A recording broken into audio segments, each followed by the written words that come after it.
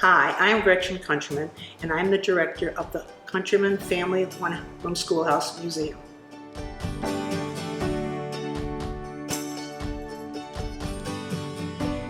I was born and raised in upstate New York and attended a one-room schoolhouse. Became a teacher and taught for many years. And after I retired, I thought, wouldn't it be nice to do something for the community of Brooksville and for the people visiting? So I decided that I would like to save a one-room schoolhouse. However, there just were none to be saved. They were all gone due to termites and so forth, and the weather conditions. So it was suggested to me by the director of the Heritage Museum that I build a reconstruction of the one, and this is what I did. I started earning money, and it took about 15-20 years to raise the money, and then I built the Countryman Family One-Room Schoolhouse.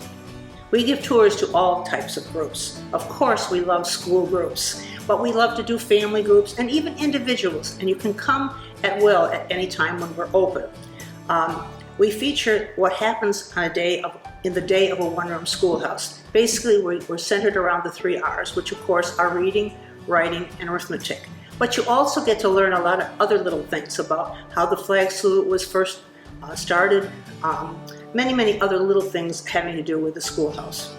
As we start our tour, a tour guide always meets you at the front door.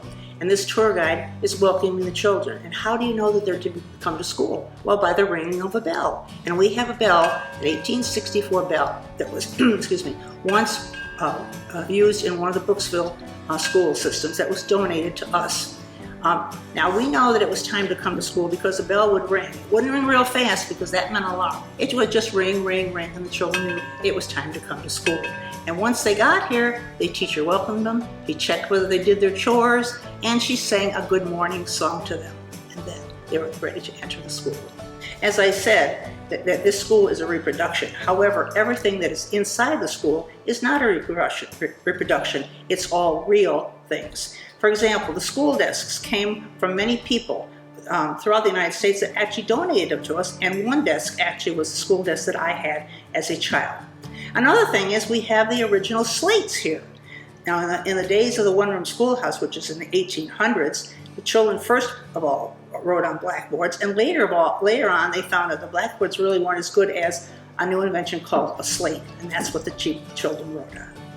You might be interested to know the difference between a slate, a blackboard, and a chalkboard. Well, in the very beginning, the schools were very poor. They had floors that were just dirt, and they had walls that were painted black, hence blackboards. And the teachers wrote on these blackboards. But as they did this, they thought, you know, really children should have something at their desk. And of course, paper was very expensive. They didn't have paper. So the farmers took a piece of wood and painted black, hence a blackboard. Now the thing about blackboards is when you write on them, you keep erasing them, okay, and they used a rag. But as you do that, it gets real dusty, and eventually you have to just repaint it. It's the only thing. So painting and painting and painting. Until one day, somebody got an idea. They found in a creek a substance called slate. Now slate is a metamorphic rock. It is formed from a sedimentary rock. You see the layers? And you can actually break this apart into layers. And so they got some of this slate, broke it apart, and made big ones, which they put on the wall. And this was called chalkboards. And then they thought, well, if they have big ones, they've got to have the little ones. And these they called slates. We are part of the Hernando Historical Museum Association. And our schoolhouse is open right now only on Saturdays from 12 to 3 or by appointment. We hope someday to go back to our regular hours, which were Tuesday through Saturday, 12 to 3. However, we are desperately in need of volunteers. So if you're interested, please don't hesitate to give us a call. These fun, interactive, and factual lessons are just so much fun for you as well as for our guests. Good morning, good morning, good morning to you. Good morning, and how do you do?